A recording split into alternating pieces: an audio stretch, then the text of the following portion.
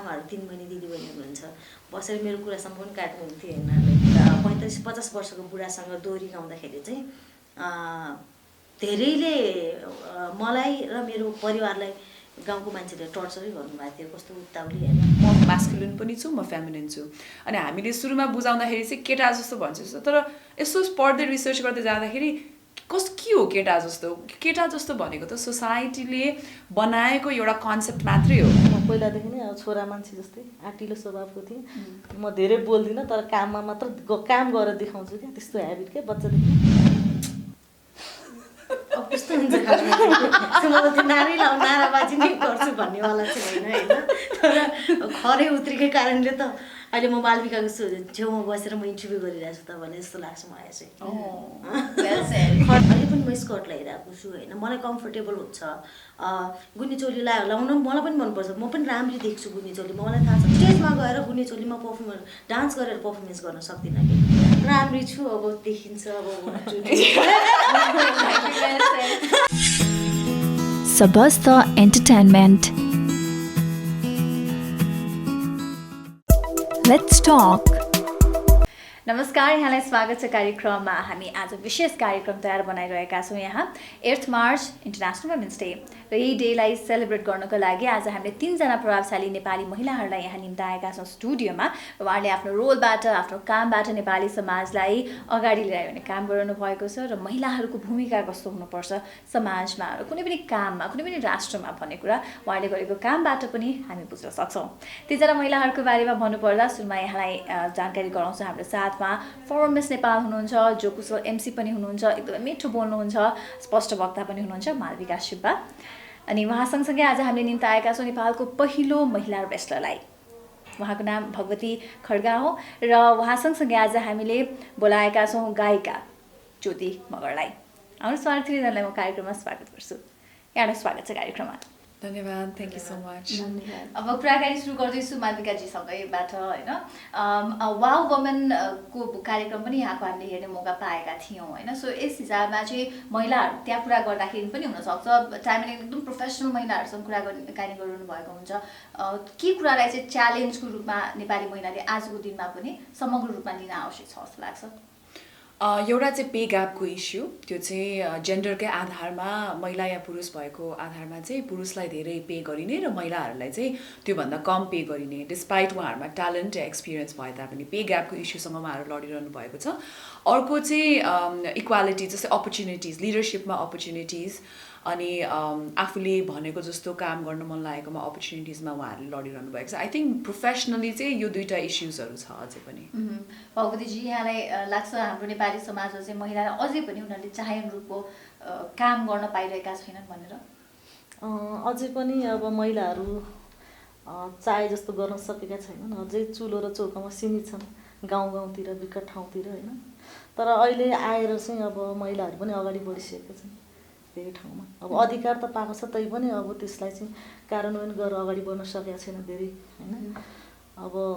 रेस्लिङकै उसमा कुरा गर्दाखेरि पनि अब पहिला सुरुमा मैले रेस्लिङ खेल्दा सब मान्छे हाँस्थे कि लेडिजले रेस्लिङ खेला हुन्थ्यो कि अलिक गाह्रो थियो अब अहिले मान्छेहरू धेरै बुझ्ने भइसक्यो राम्रो गरेछ। ज्योतिजी यहाँलाई लाग्छ कि यस्तो कुराहरू एक्सप्लोर गर्नु कसरी नगरेको कुरा एक्सप्लोर गर्नु यो पर्सनल चोइस हो कि साँच्चै समाजले चाहिँ रोकेरै राख्छ हामीलाई गर्नको लागि अथवा कसरी रोकेर राख्छ? खास त यस्तो हामी जति नै अहिले चाहिँ पढ लेखेको भयो जे भयो भने काहीँ न काहीँ त्यति पुरानो सोच चाहिँ अझै पनि छ जस्तो लाग्छ हामी आफैमा पनि छ काहीँ न काहीँ त्यो भएर कतिपय कुरामा त हामी आफै पनि डराउँछौँ होइन ला के भन्ने होला भन्ने आउँछ नै पहिलो सोच कुनै कुराहरू पनि आफूले कुनै गर्न खोज्यो भने ला के हुन्छ होला मैले गर्ने कि नगर्ने भन्ने पहिले आफ्नै सोच हुन्छ कि हाम्रो पनि त्यसले गर्दाखेरि अब केही सिलेक्टेड महिलाहरू बाहेक चाहिँ अझै पनि हामी त्यतै छौँ जस्तो लाग्छ मलाई चाहिँ काहीँ न काहीँ। मालविकाजी कसैलाई च्यालेन्ज गर्नु कुनै कामलाई च्यालेन्ज गर्नु भनेको यो पर्सनल चोइस हो कि होइन जस्तो लाग्छ यहाँलाई? हाम्रो त खै सबै काममा च्यालेन्जेस मात्रै देख्छु म त अब त्यो चाहेर नचाहेर पनि सानैदेखि स्पेसली एसियन कन्टेक्स्टमा हामी जन्मी हुर्केको जहाँ चाहिँ एउटा सङ्कुचित सोचाइ हुन्छ कन्जर्भेटिभ खालको ब्याकग्राउन्डमा अपब्रिङ्गिङमा हुर्किरहँदा या पितृसत्तात्मक सोचमा हुर्किरहँदाखेरि हामीले सानैदेखि नै सबै कुरामा च्यालेन्ज गरेर हुन्छ कि सो च्यालेन्ज गर्नु भनेको त हाम्रो कर्ण कर्णमा लेखिएको छ जस्तो लाग्छ कि नेपालीको त्यसले गर्दाखेरि male or female but male or female even केटाहरूलाई पनि त गाह्रो छ नि कति कुराहरूमा फेमिनिटीको कुरामा होस् या उहाँहरूलाई घरबाट प्रेसर होस् या घरले चाहेको जस्तो गर्नुपर्ने प्रेसरमा होस् या धेरै कमाउनु पर्ने प्रेसरमा होस् सबै उहाँहरू च्यालेन्जमै बस्छ च्यालेन्ज भनेको त हाम्रो एकदम मनपर्ने शब्द हो जस्तो लाग्छ सबैजनालाई परिरहेको हुन्छ हजुर अनि हाम्रो नेपाली समाजलाई यसो हेर्दाखेरि यो च्यालेन्ज गर्ने कुरा चाहिँ चोइसमा पर्छ कि पर्दैन चोइसमा पर्छ at the end of the day कसैले चाहिँ गर्न खोज्दै पनि या चाहेर पनि त्यो कुरालाई मनमा लिएर राख्नुहुन्छ भने उहाँले च्यालेन्ज गर्नुहुन्न भने त्यो एउटा चोइस भयो कसैको लागि चाहिँ होइन म यसमा लड्छु म यसमा बगावतै गर्छु भने त्यो पनि एउटा चोइस भयो सो चोइस पनि छ चोइस पनि छैन दुइटै च्यालेन्ज गर्ने तपाईँ जस्तो महिला कतिको भेट्नुहुन्छ किनभने रेस्लरहरू गरेर धेरैजना हुनुहुन्न फिमेल है कतिको धेरै भेट्नुहुन्छ तपाईँको प्रोफेसनमा भनौँ न अब मेरो प्रोफेसनलमा चाहिँ अब सुरुमा चाहिँ अब अलि खेल्छु नै भनेर आउँछन् लास्टमा चाहिँ अब अलि फेरि उ गर्ने हुन्छन् तर गर्छु म भिड्छु म देशलाई चिनाउँछु भनेर त्यसरी चाहिँ अहिलेसम्म खासै आएको छैन एकजना अस्मिता जुरेली चाहिँ राम्रो खेलिरहेछ नत्र अरू खासै त्यस्तो देखिएको छैन अनि हामीले भगवतीजी अनि जुरेलीजीको कुराहरू सुनिरहेको हुन्छौँ नि होइन उहाँहरू हुनुहुन्छ भनेर किन यति धेरै ऱ्यापिड वेमा तपाईँहरूको वुमेन इम्पावरमेन्ट नभएको हो कि यो रेस्लिङ खेल्ने हिसाबमा चाहिँ त्यस्तो भएको जस्तो लाग्छ कि मेलहरू जति हुनुहुन्छ त्यो अनुसार ऱ्यापिडली आउन सकिरहेको छैन होइन कस्तो भने अब रेस्लिङ भनेको एउटा जोखिमपूर्ण गेम पनि हो जो पाए त्यसले खेल्न पनि सकिँदैन ब्ल्याक बेल्ट 3 डाउन कति आएका छन् तै पनि छोड्छन् क्या गाह्रो भयो हात सड्के यता भयो उता भयो भन्ने कुराहरू भइरहेको हुन्छ त्यस कारणले गर्दा म गर्छु बलभन्दा आत्मबललाई स्ट्रङ बनाएर किन नगर्ने अलिकति चोट खाए तापनि बिस्तार राम्रो भइहाल्छन् म देशलाई चिनाउँछु भनेर त्यस्तो आएको चाहिँ अहिलेसम्म खासै छैन लेडिजहरू अब यहाँकै कुरा गरौँ होइन यहाँले चाहिँ अहिलेसम्म कुन कुरालाई मैले राम्रै च्यालेन्ज गरेँ अनि त्यस च्यालेन्ज गरे हिसाबमा म अगाडि बढिरहेको छु भन्ने कुरा छ जस्तो लाग्छ यहाँले आफ्नो भूमिकाको हिसाबमा भन्नु मेन कुरा चाहिँ मेरो चाहिँ अरू त्यस्तो धेरै ठुलो चिज केही पनि छ केटी मान्छे भएकै भरमा डराउनु हुँदैन र लजाउनु हुँदैन भन्ने चाहिँ त्यति नै हो मेरो चाहिँ सर्ट एन्ड स्वीट लजाउनु हुँदैनबाटै कुरा गर्नु लाग्यो कतिसम्म लजाउने कतिसम्म नलजाउने यो पनि पर्सन चोइसकै कुरा हो होइन कतिजनाले होला गर नगर भन्नेहरू त हुनुहुन्छ अब at the end of the day हाम्रो यो चोइसकै कुरा हो जस्तो लाग्छ होइन सो यो चोइस लिन चाहिँ तपाईँलाई जीवनको कुन इभेन्टले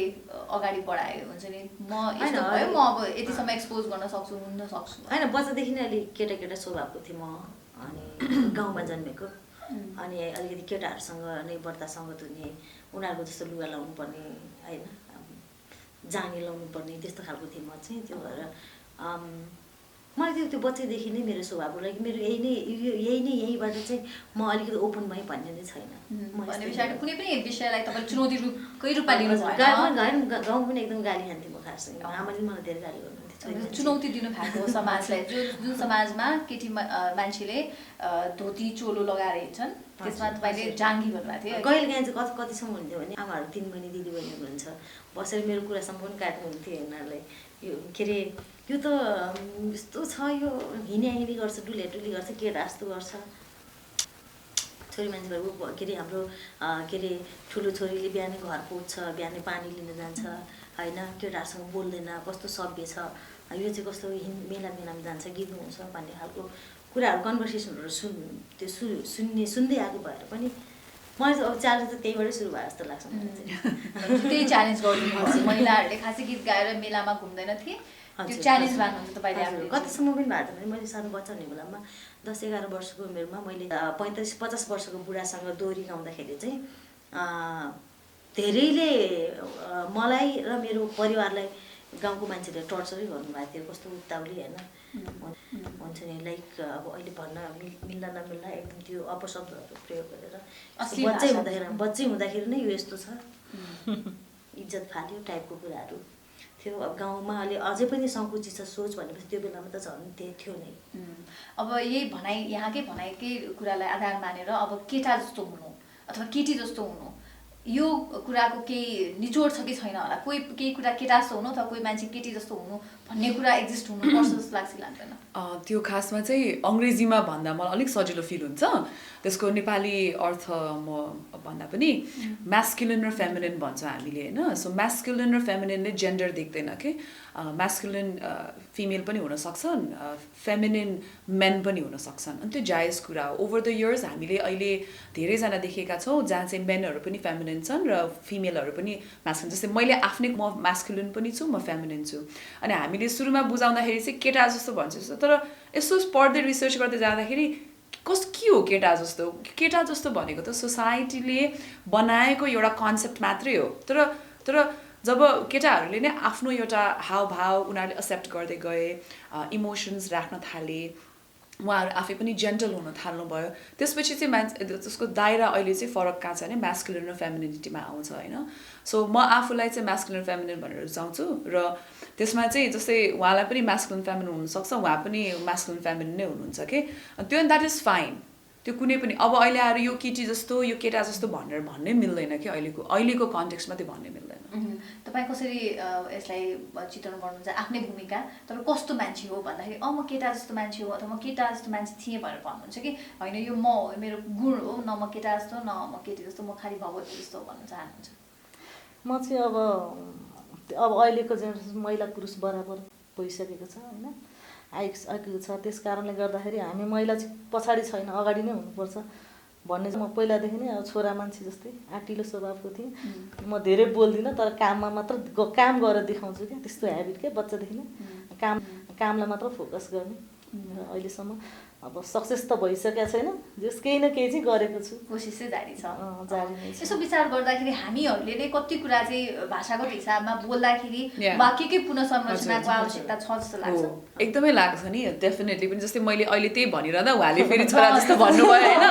अनि सो जस्तै इक्जाम्पलको लागि मैले आफूलाई कहिले पनि म चाहिँ केटी मान्छे भएर यो इन्डस्ट्रीमा आएको भनेर सोचिनँ कि। म एउटा इन्डिभिजुअल हो, म व्यक्ति विशेष हुँ, मेरा यी खालका भावहरू छन्, के भन्छ व्यक्तिगत सोचाइहरू छन्, त्यो जोसँग पनि मिल्न जान्छ। तर म यही हो, म चाहिँ एज एन इन्डिभिजुअल भनेर नै चिनाउनु। जस्तै ज्योति मगर फिमेल सिङ्गर होइन नि त, ज्योति मगर इज ज्योति मगर होइन। म भनेको मालविका सुब्बा भनेको मालविका सुब्बा टिभी पर्सनालिटी, यस्तो हो नि त होइन। तर I think there is big irony in your life, you are miss Nepal होइन। सो मिस नेपाल भन्ने प्लेटफर्म चाहिँ यस्तो हो जुन चाहिँ महिलाको लागि केन्द्रित गरेर, त्यो बेलामा जब महिलाहरूलाई अलिक एक्सप्लोर गर्ने कम ठाउँ थियो, त्यसले बढी एक्सप्लोर गर्नलाई एउटा प्लेटफर्म दिन्थ्यो होइन। त्यो कम्पिटिसनमा त मैले फिमेलहरूसँग भिडेँ, तर त्यसपछिको मेरो करियर स्प्यान भनेको has been in competition or working with सबै जेन्डर्सहरू के। सो मैले आफूलाई त्यो एउटा टाइटल मात्रै हो, त्यो मेरो लाइफ होइन, त्यो मेरो करियर होइन, त्यो मेरो चिनारी होइन होइन। त्यो एउटा टाइटल हो जुन अब भन्दा पनि लाज लाग्छ, 19 वर्ष अगाडिको टाइटल हो कि त्यो। That's it stops right there मेरो लागि चाहिँ। अब नेपाल एउटा सानो कन्ट्री छ, उहाँहरूले अझै पनि मलाई पूर्व मिस नेपाल भनेर चिन्नुहुन्छ, त्यो आफ्नो ठाउँमा छ होइन। तर म I'm just a TV personality, that's it कि। त्यसमा मेल फिमेल भन्ने नै छैन कि। अझ पनि त्यो यदि प्लेटफर्म नपाउनु भएको भए चाहिँ तपाईँ ग्रो गर्ने तरिका अरू फरक हुन सक्थ्यो कि जस्तो लाग्छ यहाँलाई? हुन्छ नि अहिले तपाईँ पहिला चाहिँ कसको अलिअलि म्यास्कुलिन कुराहरू पनि थियो तपाईँमा, त्यो नेचर पनि थियो होइन, but you groomed as total in a feminine shoes भनौँ न होइन। त्यो यदि मिस नेपालवाला त्यो प्लेटफर्म एक्सप्लोर नगर्नु भएको भए अरू नै कस्तो खालको भूमिका हुन सक्थ्यो? For example you mind could have been to के अरे soldier or something like that. त्यो त मेरो कहिले पनि थिएन, मलाई जहिले पनि टेलिभिजन गर्नु नै थियो। म मिस नेपाल हुनुभन्दा अगाडि नै टेलिभिजन जोइन गरेको, यो मेरो 20औँ वर्ष हो टेलिभिजन स्टार्ट गरेको होइन। सो म टेलिभिजनमै जान्थेँ होला, मिडियामै आउँथ्यो होला कि हदसम्म। अब नेपालमै बसेको भए होइन, म बाहिरै गएको भए मैले त्यही अनुसारको पब्लिक रिलेसन्स मार्केटिङमा नै काम गर्थेँ होला। So I will still be masculine feminine whether I was a Miss Nepal or not. Okay, so तपाईँको भनाइमा चाहिँ महिला हुनु भनेको के हो होइन, अनि जुन परिभाषा हामीलाई समाजले बेला बेला दिन खोजिरहेको हुनसक्छ, त्यसमा चाहिँ तपाईँ कतिको खर उतर्न सक्नुहुन्छ जस्तो लाग्छ? कस्तो हुन्छ मलाई त्यो नाराबाजी नै गर्छु भन्नेवाला चाहिँ होइन तर खरै उत्रेकै कारणले त अहिले म मालविकाको छेउमा बसेर म इन्टरभ्यू गरिरहेको छु त भने जस्तो लाग्छ मलाई चाहिँ। खरै उत्रेकै होइन चाहिँ मेरो तर्फबाट चाहिँ मैले जे गरिरहेको छु त्यो जति पनि गरिरहेको छु त्यो उत्रेकै हो त्यो होइन। अनि यसको मलाई यो होइन कि अब मलाई त्यो धेरै बोल्न पनि आउँदैन, अनि एकदम हामी महिला अधिकार भनेर के भनेर कराउने त्यो टाइपको पनि छैन म छन चाहिँ। तर मेरो पर्सनल लेभलबाट चाहिँ त उहाँले आफ्नो व्यक्तिगत हिसाब र व्यक्तिगत करियरको तर्फबाट उहाँले त रेभोल्युसनै ल्याएको हो नि होइन, क्रान्ति नै गरे हो नि। उहाँको लागि उहाँको अधिकार कर्मीको पोइन्ट अफ भ्यू चाहिँ उहाँको पर्सनालिटी जुन छ, जुन तरिकाले उहाँले स्टेजमा प्रेजेन्स गर्नुभयो, जुन तरिकाले उहाँले आफूलाई प्रेजेन्ट गर्नुभयो, त्यो नै एक प्रकारको एउटा क्रान्ति नै हो कि। हजुर, म धेरैजनाले पनि भन्नुभएको छ खासमा चाहिँ तिमी पनि जसरी पर्फर्मेन्स गर्छ हाम्रो इन्सपिरेसन हो यी भन्ने कुराहरू सुन्दाखेरि चाहिँ यङ जेनेरेसनले भन्नुहुन्छ हजुर काहीँ न काहीँ चाहिँ केही न केही चाहिँ थोरै भए पनि अलिकति एउटा यसमा हिपोक्रेसी कहाँ छ भनेदेखि जस्तै ज्योतिले लोकदेउरीको फोकको उसमा गाउनुभयो, त्यहाँ चाहिँ एकदम सिम्पल भएर गुन्यो चोलो साडी लगाएर मात्रै छाडा चाहिँ गाउनु हुने, तर लुगामा चाहिँ आउन नहुने भन्ने एउटा कन्सेप्ट थियो होइन। तर उहाँले त्यसलाई एकदम मोडर्नाइज्ड भर्जनमा परिवर्तित गरिदिनु भयो। यहाँ चाहिँ के छ भने केटी मान्छे लाई सेक्सुअल अब्जेक्टको रूपमा पनि हेरिन्छ, तर उसले आफूलाई नै सेक्सुअल तरिकामा अगाडि उभ्यायो भने चाहिँ त्यो गलत हो भनेर भनिन्छ कि। सो उहाँले चाहिँ त्यो ब्यारियरलाई ब्रेक गर्नुभएको छ कि इट्स ओके नि आफ्नो सेक्सुअलिटीलाई आफूले ओन गरेर होइन आफ्नो प्रोफेसनमा अगाडि बढ्नु भने त्यो उहाँको चोइस हो, एन्ड द्याट्स फाइन। सो अहिलेसम्म चाहिँ कुनै पनि किसिमको यहाँलाई चाहिँ प्रब्लम छैन होइन। तर अबको जेनेरेसन जसले हुन्छ नि अहिले चाहिँ मान्छेहरूले सजिलै पत्ता लगाउन सक्छन् कतिको कुरा सही छ कति कुरा गलत छ भनेर होइन। अहिले तपाईँ यङ हुनुहुन्छ and you want to flaunt your body है एट सम पोइन्ट टाइम भन्छ नि कहिलेसम्म हाम्रो बडी हामीले देखाउन चाहन्छौँ स्क्रिनमा भने जबसम्म हामीसँग चाम हुन्छ यङ छौँ होइन। सो पछि तपाईँको माइन्ड चेन्ज भएर तपाईँ अर्कै किसिमको पनि ज्योति मगर हुन सक्नुहुन्छ कि कहिले सोच्नु भएको छ? हुन्छ नि मलाई चाहिँ यो क्वेसन नै रङ लाग्छ खासमा। पहिलेदेखि नै धेरैजनाले भन्ने मलाई चाहिँ के भन्नुहुन्थ्यो भने के अरे रूप रङ्ग छन्जेल त हो नि भन्नु। खासमा त्यो रूप रङ्ग देखाउनको लागि होइन, म कला नै देखाउनको लागि थियो त्यो चिज। अहिले पनि म स्कर्ट लगाइरहेको छु होइन, मलाई कम्फर्टेबल हुन्छ। गुन्नी चोली लाउन मलाई पनि मनपर्छ, म पनि राम्ररी देख्छु गुन्नी चोली, मलाई थाहा छ। तर म स्टेजमा गएर गुन्नी चोलीमा डान्स गरेर पर्फर्मेन्स गर्न सक्दिनँ कि। त्यो मेरो आफ्नो कम्फर्टेबलको लागि म जति मान्छेहरूलाई त्यो हुन्छ नि उफ्रेर गाएर इन्टरटेन गर्न सक्छु त्यो ड्रेसमा, त्यो अर्को उहाँले सोच्नु भएको ड्रेसमा चाहिँ म त्यसरी म खोलेर इन्टरटेन गर्न सक्दिनँ। त्यो हो कि खासमा त्यो सो अप गर्नुको लागि त हुँदै नै होइन खास। अब कति राम्री छु अब देखिन्छ अब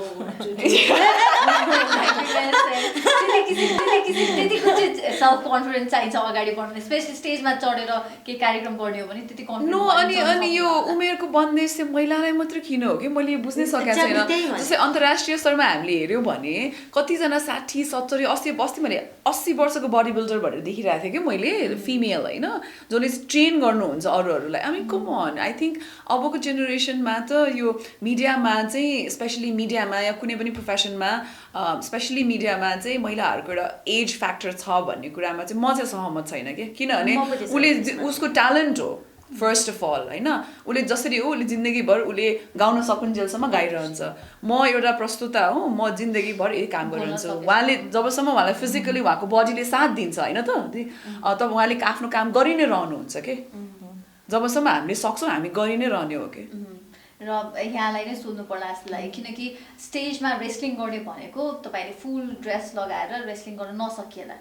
होइन। कुनै कमेन्ट यस्तो पास भएको पाउनु भएको छ उहाँलाई त मिक्स्ड कमेन्ट आइरहेको हुन्छ है, गाली गर्ने पनि हुन्छन् राम्रो भन्ने पनि हुन्छन् होइन। सो यहाँहरूको जुन छ रेस्लिङ यो रिङभित्र तपाईँको ड्रेसलाई लिएर अथवा तपाईँको बडीको कुनै पार्टलाई लिएर कसैले अपाक्षे शब्दले के भन्ने त्यस्ताहरू भएको छ कि छैन? अब डाइरेक्ट रूपमा त त्यसरी भन्न सकेको छैन होइन।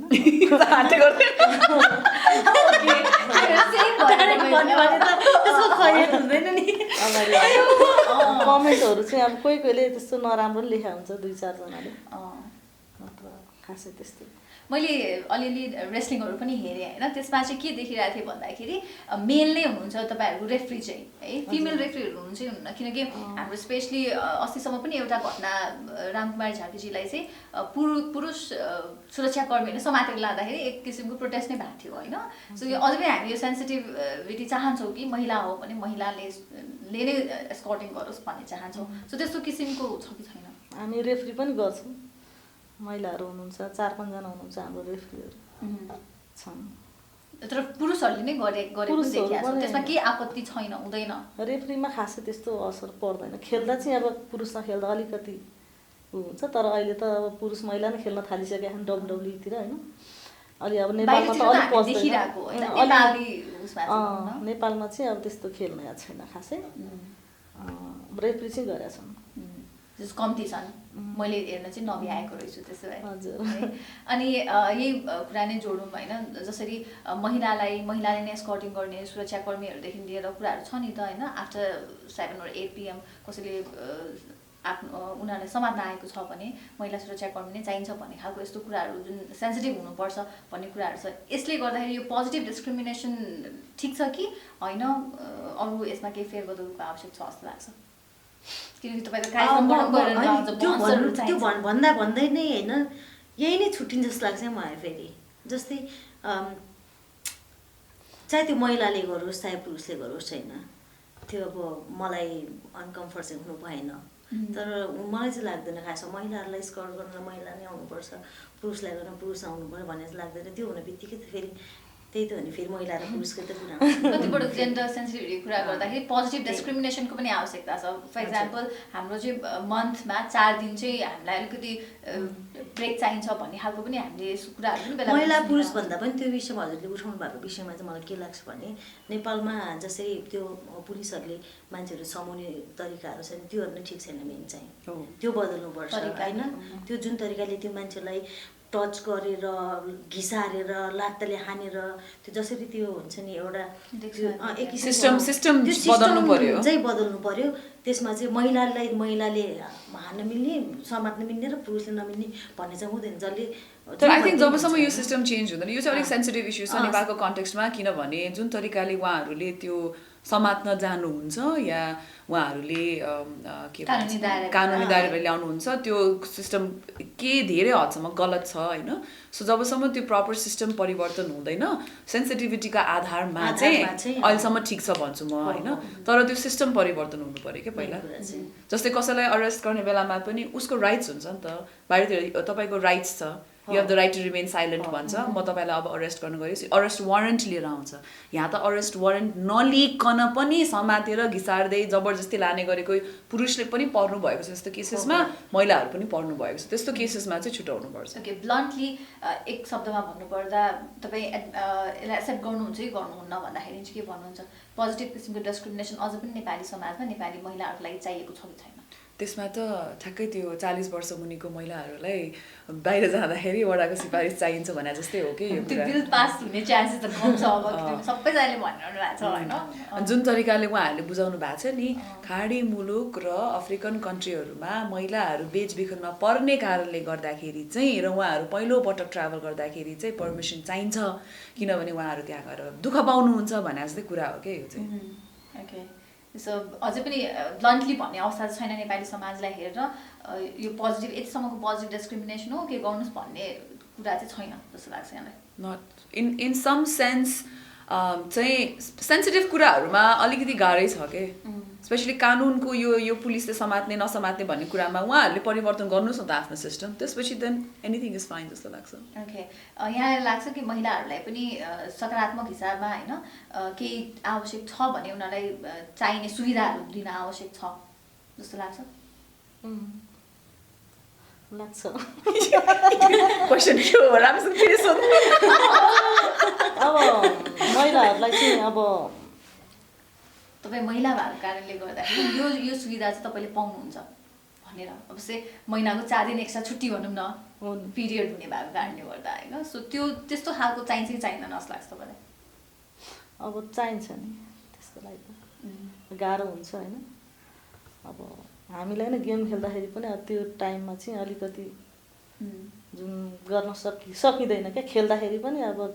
केही न अब शरीरले पनि त साथ दिँदैन नि त सम्भव नै छैन है छैन एकदम गाह्रो हुन्छ टाइममा चाहिँ सो त्यसमा म एउटा ट्रान्समेनको पनि इस्यु लिएर आउँछु है अब हामीले मेल जेन्डर भन्दाखेरि हामीले मेल र फिमेल मात्रै धेरै भनिरहेछौँ होइन अब ट्रान्स वुमेन ट्रान्समेन जस्तै ट्रान्समेनहरू बायोलोजिकली उहाँहरू महिला भएर जन्मिनुहुन्छ बायोलोजिकली होइन तर उहाँहरूले पछि गएर म चाहिँ एउटा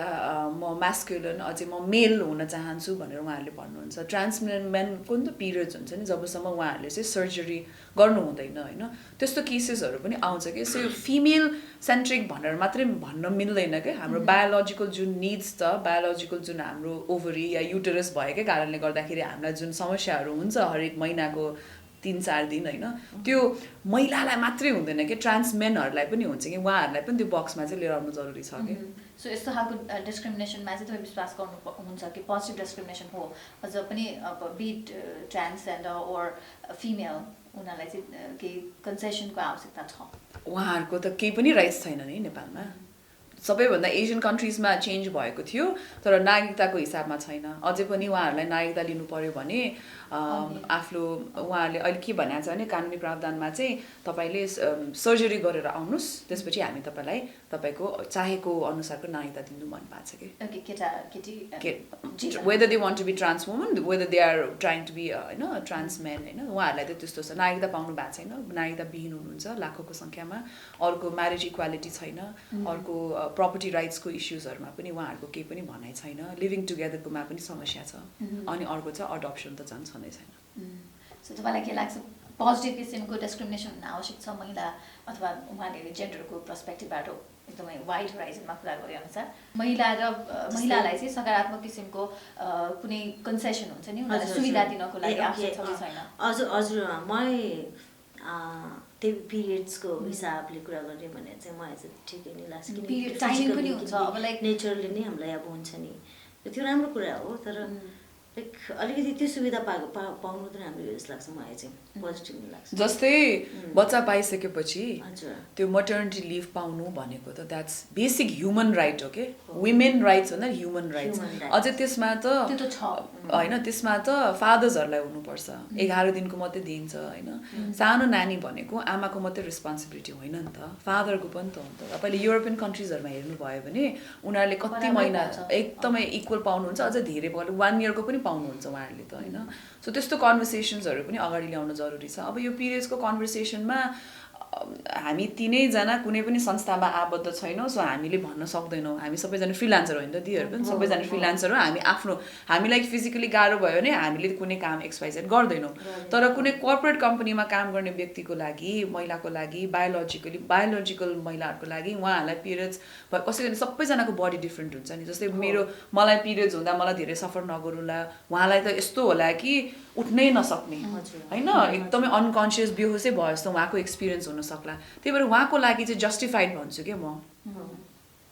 just because your female you should get it भन्ने चाहिँ होइन या होइन त्यो चाहिँ preference health needs biological needs not gender needs okay so अब टाइमिङको पनि कुरा गरौँ होइन किनकि हामीले अझै पनि जति नै च्यालेन्ज गरेर हिँड्छु भन्यो भने पनि रेप जस्तो कुराहरू त्यहाँ छ अरू घटनाहरू लेट नाइटमा हुने होइन अब घटना त दिउँसै पनि होला तर पनि हामी टाइमिङलाई लिएर अलि हाम्रो ह्युमन साइकोलोजी चाहिँ अँध्यारो भएपछि नराम्रो काम हुन्छ भनेर टाइमिङको कुरा पनि पोजिटिभ डिस्क्रिमिनेसनभित्र पर्न सक्छ होइन महिलाको भूमिकालाई लिएर है सो 10 to 5 जब नै फिट हो है महिलाको लागि त्योभन्दा होइन भन्ने खालको र 10 to 5 भन्नु चाहिँ काम जुनले पाउनु अथवा गर्नु भनेको चाहिँ पोजिटिभ डिस्क्रिमिनेसन हो जस्तो लाग्छ यहाँलाई हामी तीनैजनाको 10 to 5 होइन यु डन द्याट होइन पहिला त कान्तिपुरमा हजुर कहाँ 10 to 5 भन्ने मात्र बिहानको 6 बजीदेखि रातिको उसमा काम गर्थ्यौँ हामी त्यो बेलामा आमा सो त्यो बेला फिल हुन्थ्यो इभेन्टहरूमा त्यो बेलामा थियो जस्तै अर्ली 2000मा मैले करियर स्टार्ट गर्दाखेरि राति काम गरेर हिँड्नु भनेको चाहिँ एकदम नराम्रो मानिन्थ्यो के हामी त्यो बेलादेखिको भएर भनेको अब अहिले त्यो परिवर्तन भइसक्यो नराम्रो भन्दा पनि अलिक सेफ्टी सिक्युरिटीको हिसाबमा होइन त्यति धेरै अब काठमाडौँमा नहोला काठमाडौँमा त नेपाल त होइन किन त्यो बेलामा त धेरैजना लाइक यस्तो हुन्छ कि धेरैजना हिँड्दैन थिए कि रातिको कामको लागि रातिको काम भनेको केमा हुन्थ्यो त्यो बेलामा होटल्सहरूमा हुन्थ्यो टेलिभिजनको अलिअलि प्राइभेट च्यानल सुरु भएको त अर्ली 2000बाट सुरु भएको फिल्म लाइनमा काम गर्ने मान्छेहरू हुन्थ्यो धेरै राति होइन हामी आफै पनि त नर्मली धेरै हिँड्दैन थियौँ नि त बाहिर खाना जाने त्यस्तो कहाँ चलन थियो त अर्ली 2000मा त हामीले हेऱ्यौँ भने अब फरवर्ड ब्याक टु 2000मा आएर अहिले कस्तो भइसक्यो छ अहिले चाहिँ फ्यामिलीहरू पनि राति हिँड्ने क्लब जाने पब जाने कल्चर भइसक्यो नि त सो कल्चर पनि हाम्रो दायरा परिवर्तन भइसक्यो कि छ डिस्क्रिमिनेसन छ कि रातिको काम गर्नु भनेको नराम्रो भनिन्छ होइन तर हामी त्यहाँबाट अगाडि बढिसक्यौँ कि अब हाम्रो प्रोफेसनको लागि चाहिँ हामी अगाडि बढिसक्यौँ सिटीमा कति ठाउँमा अझै पनि त्यो एउटा सोचाइ चाहिँ छ सो तपाईँले कहिले अनुभव गर्नु भएको छ कि समयले गर्दाखेरि तपाईँको कामले नराम्रो भन्ने अथवा तपाईँलाई अथवा तपाईँको वरिपरिको कसैलाई नराम्रो भनिने खालका अनुभवहरू के बनाउनु भयो? अहिलेसम्म त्यस्तो छैन। म त अब त्यही सुटिङकै टाइममा हो बेलुका ढिलो हुने भनेको, अरू टाइममा त घरमै हुन्छु। अनि फेरि मेरो दाइ हुनुहुन्छ, दाइ बुझ्ने खालको हुनुहुन्छ। भनेपछि एक हिसाबमा यहाँहरूको अनुभव र तपाईँकै समाजको वरिपरिको वातावरणलाई हेर्दाखेरि चाहिँ समयलाई लिएर पोजिटिभ डिस्क्रिमिनेसनको आवश्यकता छैन जस्तो लाग्छ महिलालाई अहिलेको अवस्थामा, 20sतिर होइन, अहिलेको अवस्थामा चाहिँ। त्यो त हामीले त अब आफ्नो पर्सनल एक्सपिरियन्स राख्न सक्छौँ होइन यहाँ। त्यो अब सबै त्यही नै हो दिदीले भने जस्तै होइन, अब सबैको अनुभव हुँदैन। तर मलाई चाहिँ काहीँ न काहीँ चाहिँ हुन्छ नि, अहिले पनि म आउने बित्तिकै चाहिँ दोहोरी साँझमा काम गर्थेँ कि म होइन। अनि त्यति बेला चाहिँ धेरै वेटर दिदीबहिनीहरू पनि सँगै काम गर्नुहुन्थ्यो होइन। अनि मलाई त अचम्म लाग्थ्यो, उहाँले चाहिँ हामी त्यो घरबेटीले गाली गर्छ भनेर हामी अफिस जान लाग्यो भन्नुहुन्थ्यो कि सिधै दोहोरी साँझमा काम गर्छु म भनेर भन्न सक्नुहुन्थ्यो होइन। त्यो स्टिल अहिले त्यो अझै पनि छ जस्तो लाग्छ मलाई चाहिँ काहीँ न काहीँ। र हुन्छ नि जस्तै केही मालविका दिदी अथवा भगवती अथवा म अथवा कोही केही महिलाहरू बाहेक र केही अझै हाम्रो कल्चर चाहिँ चेन्ज भइसकेको चाहिँ छैन, तर त्यतातिर उन्मुख चाहिँ हुँदैछ भर्खर मात्रै। तर यहाँले पनि सुरुको दिनमा हेर्नुभयो र सुरुको दिनमा अहिले पनि छ, अहिले पनि हाम्रो अहिले पनि हाम्रो भाइ बहिनीहरू चाहिँ राति काम जस्तै बहिनीको अलिकति कन्भर्सेसन सायद म त्यसमा अलिक क्लियर गरिदिन्छु। सुरुदेखि नै जस्तै म आफै पनि राति काम गर्दाखेरि मलाई सेफ्टी सिक्योरिटी चाहिन्छ, मलाई कसैले पुऱ्याइदिनुपर्छ मैले कहिले पनि भनेन कि। पोजिटिभ डिस्क्रिमिनेसन कुरा गर्नुभयो होइन तपाईँले, केटी मान्छे भएको कारणले गर्दाखेरि राति काम गर्दाखेरि उसलाई सेफ्टी सिक्योरिटी चाहिन्छ भनेर भन्नु खोज्नु भयो होइन त। त्यो चाहिँ मैले कहिले पनि एक्सपेक्ट गरिनँ। म आफै जान्थेँ, आफै नै फर्किन्थेँ। जहाँ चाहिँ मेरो भेहिकल हुँदैन थियो र राति 12 बजी भन्दा या जहाँ चाहिँ गाडी पाउने त्यो बेलामा त आफ्नो त त्यस्तो गाडी भन्ने कहाँ थियो त होइन, 8 बजी भन्दा उता पब्लिक ट्रान्सपोर्टेसन चढ्न सकिँदैन थियो भने कसैलाई पुऱ्याइदिनुहोस् न भन्ने चाहिँ भनिन्थ्यो। तर करियरको सुरुवातदेखि अहिलेसम्ममा चाहिँ त्यस्तो धेरै हो मलाई राति काम गर्न मिल्दैन, म राति काम गर्न सक्दिनँ भनेर त्यो मैले चाहिँ त्यसको लागि आफूलाई चाहिँ के सुविधा मागेको त्यस्तो चाहिँ भएको छैन। तर त्यो अहिलेसम्म पनि त्यो सुविधा माग्नुपर्ने अथवा सुविधा दिने प्रावधान नपर्छ जस्तो लाग्छ। अनि जस्तै अब कतिजना काम गर्ने प्रोफेसन्सहरूको स्कुटरसम्म हुन्छ, अब जसको केही भेहिकलै छैन, जहाँ चाहिँ पब्लिक ट्रान्सपोर्टेसन राति चल्दैन, उहाँहरूलाई त पुऱ्याइदिनु त पर्यो नि त, चाहे त्यो केटा होस् या केटी होस् होइन। त्यो सुविधा सबैलाई चाहिन्छ नि। त्यो प्रावधानको आवश्यकता छ अहिले, काठमाडौँ होस् अथवा दूरदराज कुनै नेपालको कुनै ठाउँ होस्। त्यो सुविधा त सबैलाई चाहिन्छ नि, सबै जेन्डरलाई चाहिन्छ नि त त्यो सुविधा त। राति जब किन हाम्रोमा त्यस्तो रातिसम्म पब्लिक ट्रान्सपोर्टेसन चल्ने भन्ने छैन नि त होइन। सुविधा त सबैलाई चाहिन्छ, तर लाइक तर फेरि सेक्युरिटी चाहिँ छैन जस्तो लाग्छ मलाई नेपालमा होइन अझै पनि। ज्योति यहाँको व्यक्तिगत अनुभवको आधारमा भन्नुपर्दा यहाँले के कुरालाई च्यालेन्ज गर्नु भएको छ अहिलेसम्म जस्तो लाग्छ? एउटा इक्जाम्पल, यो मैले गरेको च्यालेन्ज हो भनेर भन्न सक्ने एउटा कुनै इक्जाम्पल? यो एउटा भन्ने चाहिँ छैन होइन। समग्रमा म जसरी आफूलाई ग्रो गरिरहेको छु त्यो नै च्यालेन्ज हो, मैले अघि पनि भने जसलाई। यहाँको विचारमा चाहिँ एउटा ठ्याक्क यो चाहिँ मैले गरेको च्यालेन्ज हो भनेर यहाँ प्रस्तुत गर्न चाहनुभयो भने के हुन्छ त्यो आफ्नो? पितृसत्तात्मक सोच र महिलाहरूलाई मिडियामा काम गर्नको लागि एज फ्याक्टरले रोक्दैन भन्ने कुरालाई नै च्यालेन्ज गरेँ। Well shed. र तपाईँले चाहिँ नेपाली समाजलाई के कुरा गरेर तपाईँले च्यालेन्ज गरेको छु जस्तो लाग्छ? अब मैले चाहिँ मेरो आफ्नै इक्जाम्पल दिँदाखेरि चाहिँ म एउटा विकट ठाउँबाट आएर आज नेपालको पहिलो अन्तर्राष्ट्रिय महिला रेस्लर भएको छु र देशमा अहिले 117जनालाई मैले ट्रेनिङ पनि गराएर रेस्लरको रूपमा उत्पादन पनि गरिसकेको छु। मेरो लक्ष्य भनेको 77 जिल्लामा महिला रेस्लिङमा सेल्फ डिफेन्सको ट्रेनिङ गराउने, आफूभन्दा पनि बलियो बनाउने र रेस्लिङको माध्यमबाट विश्वलाई, नेपालको नाम चाहिँ विश्वमा चिनाउने चाहिँ एउटा लक्ष्य छ। यो चाहिँ मेरो च्यालेन्ज हो। एकदमै सही कुरा, एकदम राम्रो कुरा पनि भन्नुभयो। र अहिले चाहिँ यो वर्षको अन्तर्राष्ट्रिय महिला दिवसको नारा छ कि तपाईँले चुनौती दिनलाई अगाडि बढ्नुपर्छ, चुनौती दिनुहोस्, चुनौती लिनुहोस् भन्ने खालको नारा छ होइन। यस्तै खालको कुनै नारा हाम्रो नेपाली समाजलाई हेरेर बनाउनु पर्दा तपाईँ के बनाउनुहुन्छ?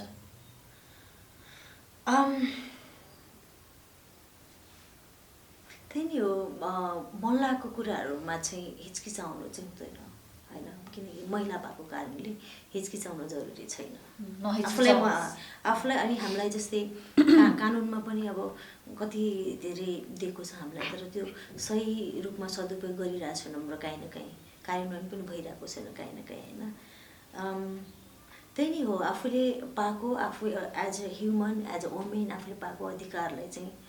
भरपुर सदुपयोग गर्नु पऱ्यो, त्यो आफैबाट सुरुवात गर्नु पऱ्यो। यो होइन कि मलाई केही कुरा चाहियो भनेपछि मलाई कुनै सङ्घ संस्थाले गरिदिला अथवा मालविका दिदी एकदम स्मार्ट हुनुहुन्छ दिदीले मलाई गरिदिनु होला भन्दा पनि इन्डिपेन्डेन्ट चाहिँ हुनु पऱ्यो र आफूलाई मन नपर्ने कुरासँग लड्न पनि सक्नु पऱ्यो र मनपर्ने कुराहरू गर्न पनि सक्नु पऱ्यो। चाहेको गर्नुहोस् हजुर होइन, तपाईँको त्यही नारा हुन्छ जस्तो लाग्यो। त्यस्तै